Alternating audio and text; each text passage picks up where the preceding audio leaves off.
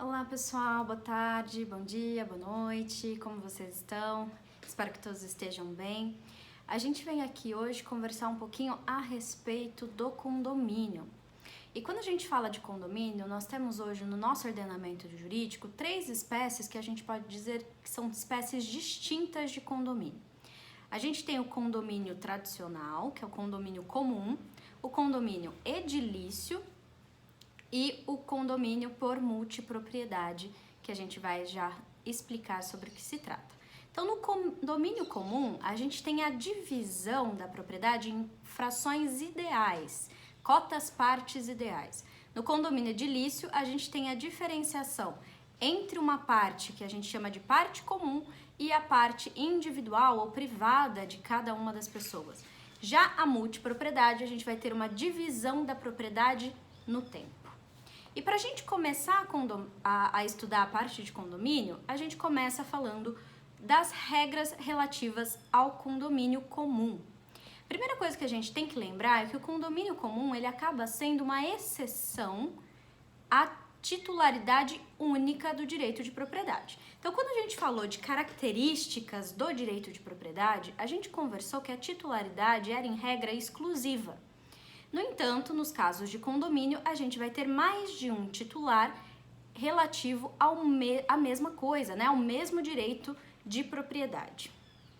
Tudo bem, então acaba que o condomínio comum, então, ele é uma situação excepcional, uma situação transitória e anômala, ok? Então, essa situação do condomínio não é a situação comum, porque a situação comum é que a propriedade seja exclusiva, e isso vai se refletir nas regras de condomínio, por exemplo, com a maior facilidade de que um dos condôminos possa requerer que o condomínio seja desfeito e que haja a divisão, inclusive com a venda obrigatória do bem, para que divida então o valor referente a cada cota parte, ok? E aí quando a gente fala a respeito do condomínio comum, nós temos alguns direitos relativos ao condômino, né? Então, quais os direitos que o condômino tem? Os mesmos direitos do proprietário. Então, ele tem o direito de usar a coisa, reivindicar a coisa de terceiro, alienar a parte que cabe a ele, né? Então, ele não tem problema nenhum em dispor do condomínio, mas, obviamente, que o que ele vai dispor é da cota parte que lhe cabe. Obviamente, também aqui a gente vai ter uma garantia, né, um direito de preferência por parte dos outros condôminos. Então, desde que eles paguem o mesmo preço que terceiro, há preferência do condômino em receber aquela cota parte do outro condômino. Além disso, eles podem também gravar de ônus, ou seja, dar em garantia aquela parte que lhes cabe também da cota parte do condomínio. Talvez o direito mais importante que os condôminos têm, e que aí sim se separa dos direitos do proprietário, é o direito de requerer a divisão da coisa. Então, como a gente conversou no comecinho desse vídeo, o condomínio ele é uma situação excepcional e que tende, então, a se extinguir. Então, é um direito potestativo do condômino requerer a qualquer momento a divisão da coisa. Ok, mas é a qualquer momento mesmo?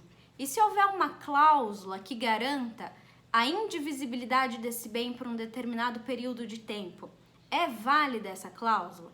Pessoal, existe a possibilidade da instituição de uma cláusula para que a coisa permaneça indivisa pelo prazo máximo de até 5 anos. A lei prevê isso. Só que a lei também prevê que o juiz pode, sim, a depender do caso, fazer a divisão mesmo antes de ter terminado esse prazo de 5 anos.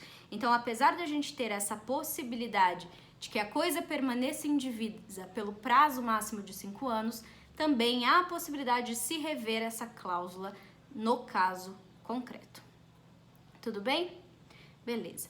Além disso, né, a gente tem aqui como questão relativa ao condomínio a possibilidade de renúncia a parte ideal daquele condômino que não pagar as despesas e dívidas da coisa. Porque a ideia do condomínio é que tanto os lucros, né, relativos da coisa, então aqui os frutos que aquela coisa der, assim como as despesas, as dívidas, serão rateadas proporcionalmente por todos os condôminos.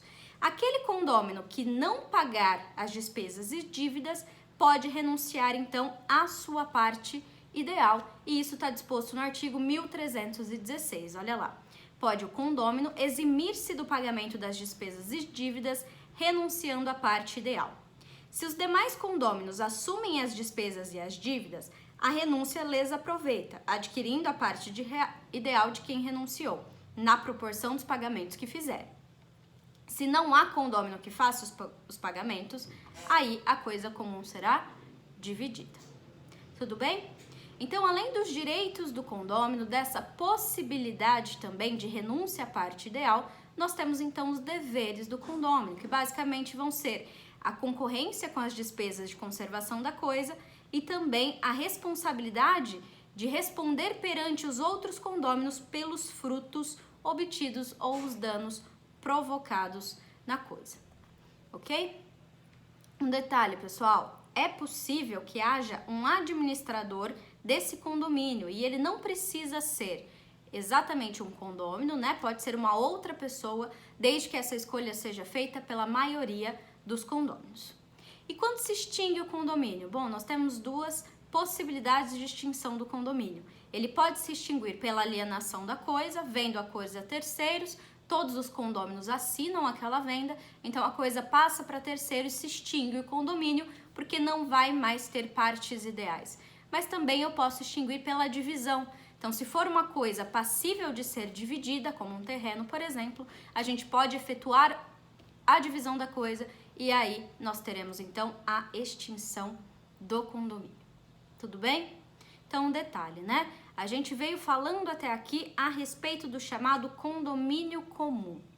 Esse condomínio comum, em regra, ele vai ser voluntário e vai se reger pelas regras que a gente acabou de citar. No entanto, existe uma outra forma de condomínio, que é o chamado condomínio forçado. Ele também vai ter mais ou menos essas regras, só que ele vai ser decorrente da lei. E a gente acabou de ver situações lá do direito de vizinhança em que eu tenho justamente esse condomínio forçado.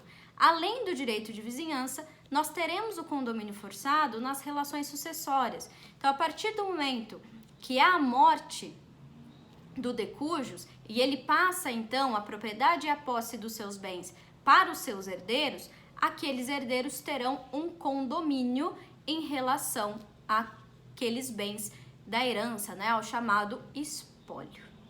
Certo, pessoal? Então hoje a gente conversou um pouquinho a respeito de condomínio comum, mas fiquem ligados que a gente ainda vai falar sobre condomínio edilício e multipropriedade. Um abraço para vocês.